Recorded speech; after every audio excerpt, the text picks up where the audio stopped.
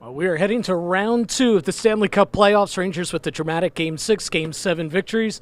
So that means more of this guy, more of Biron's journal as we head into round two. And tell me what it's like. You got to be dying on that bench. Game 6, Game 7, one-goal games, going down to the final seconds. Opposition, Ottawa, they're pressing in their home building Game 6 at the Garden Game 7.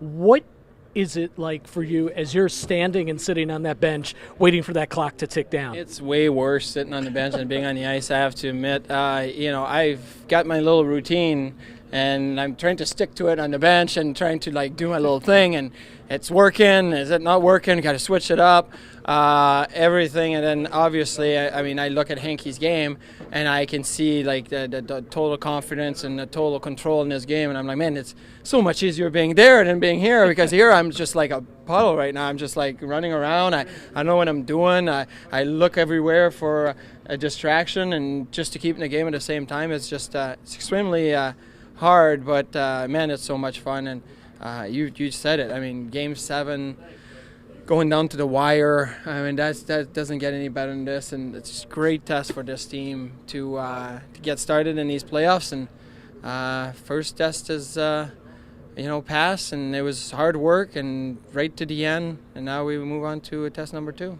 Well, Henrik was saying that when the buzzer finally went off, he said he just let out this scream. He couldn't help it. He pumped the arms, let out a scream.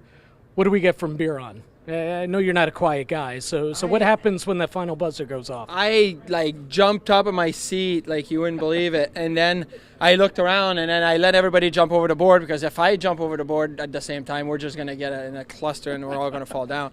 And then I got to the end, and I'm high-fiving everybody, and I got to Hanky, and I grabbed his shoulder, and I give him a headbutt, and I was like, oh, that didn't feel good. He's got a mask on. Just pure excitement. I told him after the game, and he's like, oh, I'm sorry. I'm like, yeah, seriously, what do you have to be sorry about? I probably headbutted you more than you headbutted me, but it was just, you know what? You look back at it, and you're like, what was I thinking? What was that feeling at that moment? It's just indescribable, and to look around and see Torts fist bumping in the back and all that, it was fun. There's a great series, and it was great to have the fans there in Game 7. That's what you play for, and that was great.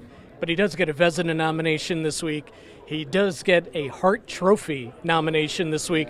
Not too often a goaltender gets that. Hasn't happened since '07 with Roberto Luongo in Vancouver.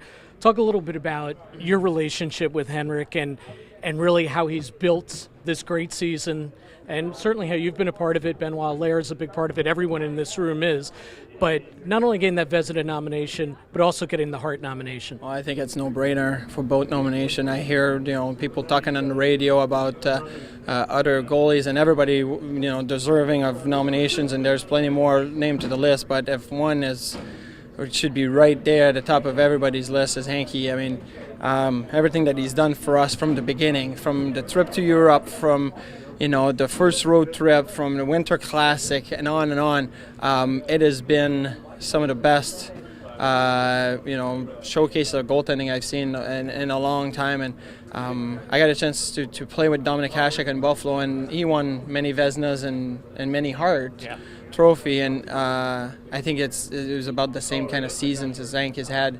Every time he's playing, or every time the team would play, we would rally behind Hankey, and knowing that we had a 1-goal lead going in, that maybe we were going to have that 3-minute pinned in our zone, but we knew he was going to make the saves. And then when you get that, that's Hart worthy, that's Vezina worthy, and for the whole organization, the coaching staff, the players, I think we were all behind him on that, and really, really excited for him to get the nominations and go in for the wins. Well, now it's on to round 2. It's in Washington. This year, unlike last year, you're not hanging out with me, filming Biron journals all the time. Yeah, I knew he'd be excited. Instead, you're there. You're on the ice. I asked Hank this question. I'll ask you. For the guys in this room, is it personal? They took you out last year. Is it a personal thing for you guys? Is it an extra little motivation to want to take them out, or you don't care, you just want to get to the third round? It's about this year. It might sound stupid, and people might be like, well, yeah, you must be thinking about last year. Yeah, maybe you are. Maybe you're like, oh, you know what, that game 4, or, but at the same time, who cares? It was a year ago. It was over a year ago. It's a totally different team. It's a totally different series. It's a totally different atmosphere. We're starting at home. They have battled really hard to get in the playoffs, and they're playing extremely well. We feel like we've battled as hard and playing well too. It's all getting together, and it's all coming together. And now it's about these 7 games. It's not about what was done last night or 2 nights ago or last year or 2 years ago, whatnot. It's about what is going to be done now. What are you going to do to get your team to win starting game 1? And that's what the mentality is in this locker room. Well, cool. Game 1, right at it. Saturday afternoon, 3 o'clock. Garden's going to be rocking. Cool atmosphere. Go get them. Nothing better than a Saturday afternoon game. And, in the city, the fans, walking from the parking garage or the hotel to MSG, and they've got the buses up front and the fans lined up and the chants everywhere, and it's just great. And I've heard all along people chanting on the subway, chanting on the train from Long Island, Jersey, Westchester, whatnot. And I haven't seen it live yet, so I'm like going to be on the lookout for that. I'm going to have my phone ready, and I want people to chant it anywhere they can, because that's starting to like really, really get the atmosphere going, and the players here realize that and they enjoy it. Rangers advance. Biron's Journal continues. It's a win-win. Go get them in round 2. That's right.